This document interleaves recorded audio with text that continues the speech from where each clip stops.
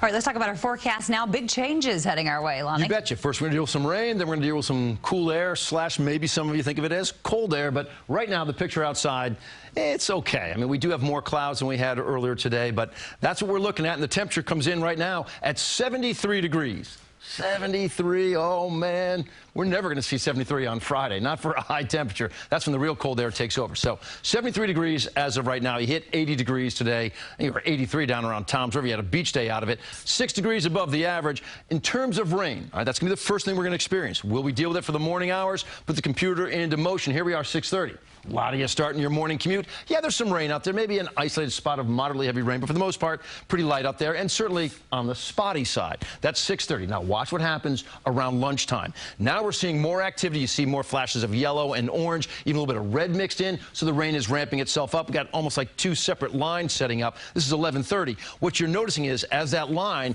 gets into the water, it's actually getting energized offshore. Couple of things at bay here. Number one, you got moisture from the ocean, right? But number two, you have the influence of Fiona. This is actually dragging in some of that moisture. And look at that. That's a big swath of some heavy rain.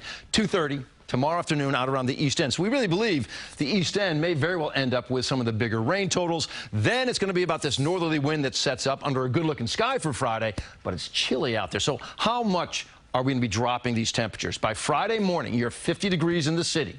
All right, maybe that's a 49. We haven't seen 49 for months around here. 41 for Monticello. But remember that wind I talked about? Now, it's not super crazy in the morning hours. I think, say, 2, 3 o'clock in the afternoon, it picks itself up. But still enough to give a 50-degree reading, a feels-like temperature of 47. Look at this. Feeling like almost freezing in Monticello, 33 early morning. How much rain do we pick up? Well, like I said, the biggest numbers look to be out around the east end because that's where that system gets a little bit more energized over the water. So 1.3 forecast in Montauk, and everybody else less than an inch. Some folks are less than a quarter of an inch. I do want to check in on the tropics. This is Fiona. Now, Fiona as of 11 p.m.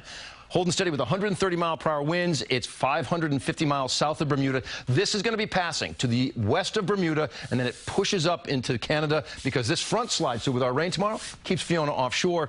This is Gaston. Gaston sort of like just treads water around the Azores as a tropical storm. This is something we really have to pay attention to. It does not have a name or a number right now, but look at this. This looks to push towards the Yucatan and the western tip of Cuba. If that gets into the Gulf, I'm telling you, the Gulf Coast states of the U.S. will be on alert, and you also saw one outlier pushing it up towards the northeast. So we should all be keeping a very close eye on that, or at least I should be keeping a close eye on it, and I will tell you what I see. We get updates on that like every 6 to 12 hours. All right. Thank you, Lonnie.